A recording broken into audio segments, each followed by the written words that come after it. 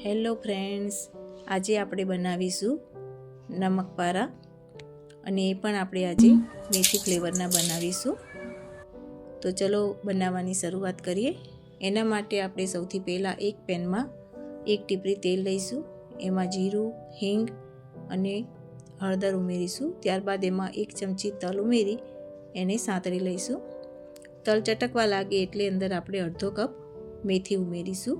આ મેથીને તમારે ઝીણી સુધારી લેવાની છે। મેથી સંતળાઈ જાય એટલે અંદર આપણે 1 ચમચી ચીલી ફ્લેક્સ ઉમેરીશું। ત્યારબાદ એમાં 1 કપ પાણી ઉમેરીશું અને ટેસ્ટ પ્રમાણે મીઠું ઉમેરીશું। હવે આપણે આ પાણીને થોડીક વાર માટે ઉકળવા દઈશું। હવે બીજી બાજુ આપણે એક મિક્સર જારમાં 1.5 કપ સોજી લઈશું।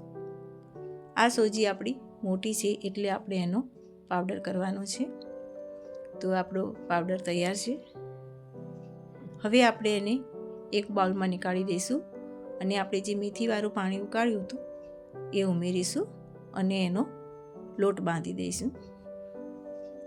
આ લોટ અત્યારે તમને ઢીલો લાગે છે, પણ આને આપણે અડધો કલાક પછી જોશું તો આ રીતે આપણો લોટ કડક થઈ ગયો હશે। જો તમને લોટ વધારે ઢીલો લાગે તો અંદર તમે થોડુંક સોજી ઉમેરી અને એને થોડુંક કઠણ કરી શકો છો।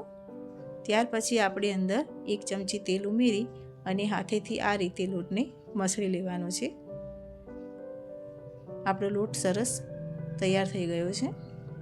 હવે આપણે એના મોટા મોટા લુવા તૈયાર કરીશું અને આનો આપણે મોટો રોટલો બનાવવાનો છે।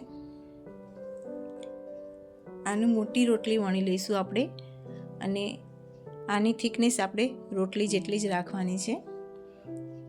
આ રીતે આપણે બધા રોટલા તૈયાર કરી દઈશું અને ત્યાર પછી એને એક ફોકની મદદથી આ રીતે કાણા પાડી દઈશું જેથી તે ફૂલે નહીં। પછી એને આપણે શેપ આપી દઈશું। તમે તમારો મનપસંદ કોઈ પણ શેપ આપી શકો છો। મેં અત્યારે ટ્રાયેંગલ કર્યા છે। હવે આપણે આને તળી લઈશું અને આ નમક પારાને તળવા માટે તમારે ગેસ મધ્યમ જ રાખવાનો છે, ફૂલ ગેસ નથી કરવાનો।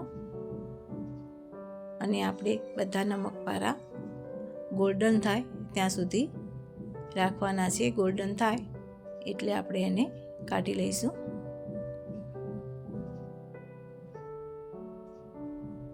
હવે આપણે આ નમક પારા તળાઈ ગયા છે। આ રીતે આપણે બધા નમક પારાને તળી લઈશું। હવે આપણે આ નમક પારાને વધારે ટેસ્ટી બનાવવા માટે એના માટે એક મસાલો બનાવીશું।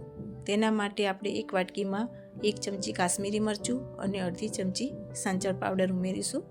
તમે અંદર પેરી પેરી મસાલો પણ ઉમેરી શકો છો। મસાલાથી આનો ટેસ્ટ વધી જશે અને બાળકો ખૂબ જ પ્રેમથી આ ખાશે, કેમ કે બાળકોને આમે પેકેટ ઉપર જે મસાલો હોય છે એ વધારે પસંદ આવતો હોય છે। તો તૈયાર છે આપણા મેથી ફ્લેવરના નમક પારા। જો તમને આ વિડીયો પસંદ આવ્યો હોય તો લાઈક, શેર અને સબસ્ક્રાઈબ કરવાનું ભૂલતા નહીં। Thank you.